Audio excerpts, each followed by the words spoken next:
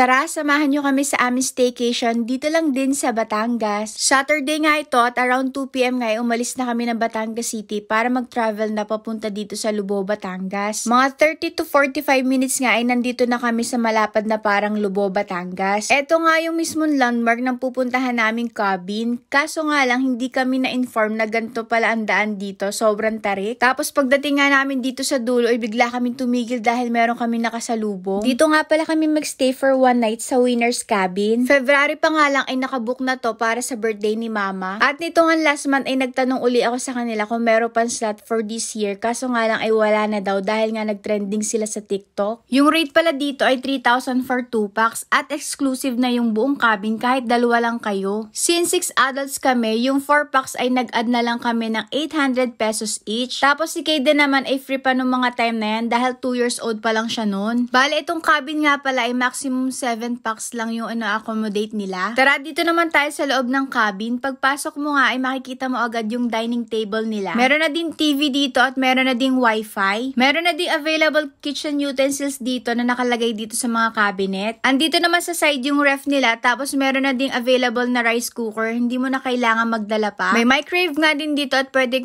ka nga din magluto. Dito naman sa side ay yung bathroom. Unahin naman natin muna itong isang kwarto. Ito yung kwarto na meron siyang 3 beds. Meron sa taas at meron din siyang pull out sa baba. Mukhang kasya nga dito ang 5 person at dito nga kami matutulog ni Kaden kasama sina Mama. May mga cabinet na nga din pala dito sa may side. 3 cabinet nga to na magkakaiba ang size at ito nga yung magiging hagdan papunta doon sa taas na bed. Hindi na nga namin nagamit itong cabinet dahil nasa maleta yung mga dala naming gamit. At dito naman sa kabilang side ng kama ay meron din patungan tapos ito nga yung view sa room namin. Pasok naman tayo dito sa may bathroom. Pagkapasok mo nga ay nandito na mismo yung shower area. Sakto lang naman din yung size ng bathroom at hindi naman siya masikip katulad ng iba na pupuntahan namin. Dito nga sa bathroom na to ay meron pa isang connected na door at dito nga ay nakakonekta doon sa kabilang room. At ito namang room na to ay dito mag-stay yung family ng ate ko. Lumipat nga ako dito sa may harapan. Bali, isang bed nga pala dito. Tapos ito na nga yung door na papunta sa bathroom. Kaya nga kung gagamit ka dito ay kailangan parehas ilock yung door para hindi kayo magkagulatan. Napakaganda nga din ang view dito at napaka-peaceful. Nagpabihis na nga sa akin si Kaden dahil gusto na daw niya mag-swimming. Hindi na nga niya ako tigilan kaya binihisan ko na. Yung pool nga pala dito ay sakto lang, pang small family lang talaga. Tuwang-tuwa nga si Kaden dito sa ilaw dahil nag-iiba-iba yung kulay. Napakalawak nga din dito sa labas at habang nga nagsiswimming sila ay nagluluto na yung kapatid ko sa loob. Nilagang baboy nga ay niluluto niya pero meron din kami ibang dalang food. Habang nga nagsiswimming si Kaden ay sabi ko ay kakain na ako ng hapunan para naman pagkatapos niya mag-swimming ay siya naman yung pakakainin ko. Naluto na nga yung ulam kaya kumain na ako. After ko naman kumain ay sinundo ko na si Kaden para mabanlawan na. Mga 10 PM nga ay pumasok na kami sa loob ng cabin dahil medyo malamig na sa labas. Kinabukasan naman ay nahuling nagising si Kaden dahil mukhang napuyat at napagod sa pagsiswimming. Bago nga kami umalis ay nagpicture-picture muna kami dito sa may labas. Mag-early check-out nga kami dahil paluwas pa kami. Pupunta pa kami ng Alabang. Kahit nga tulog na tulog si Kaden ay pinilit ko pa rin siya isama sa picture. Eto na nga yung daan palabas ng cabin. Medyo mabagal nga kami dyan dahil sobrang tarik dito. At meron din sasakyan sa unahan namin kaya sobrang maingat talaga si tatay mag-drive. Eto na nga yung palabas doon sa may highway at pa Batangas City na nga kami tapos diretso na kami sa Alabang.